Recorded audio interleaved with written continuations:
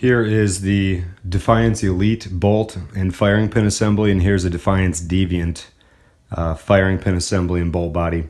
You can see right out the gate that the Defiance Elite has a lot longer firing pin assembly in respect to where the firing pins stop and the spring is. They're essentially using a long action spring.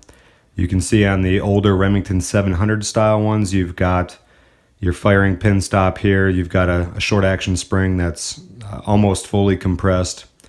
And what you can see is when this thing is fired, the firing pin stop is stopping inside of the bolt right by the lugs. With a conventional Remington 700 style, you can see that the firing pin stop is back here. Now, what that does, in my opinion, is when I'm dry firing, it seems to have a whole lot less reticle jump when I'm sitting there just dry firing the rifle or I'm trying to get set up in a position. And I don't know if that's just because of the way that the firing pin is stopping right behind the lugs, or if it's just the long action spring seems to be hitting a little bit different. But ignition's been perfect. Everything's been really good.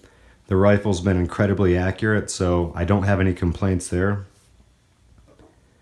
With the bolt face, you can see that it's got a cone on it, and also it's got a sliding extractor, kind of like a post 64 Winchester.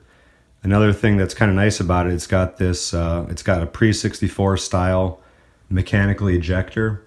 One thing that I really like about that is when shooting cartridges like a 6.5 Creedmoor or 6.5 47 Lapua, that shoulder diameter of your brass seems to be just about the same exact diameter as the lug raceway. So your shoulder up here will kick over in a conventional setup, and it seems to get caught in the lug a little bit, the lug raceway that is, and it'll scratch your brass and it just kind of hiccups a little bit. So with mechanical ejection actions, you really don't have that problem. When you lift the bolt handle up, you're not fighting anything, you're just pulling it back, and you can control how much ejection you want based off of how hard you bring the bolt back.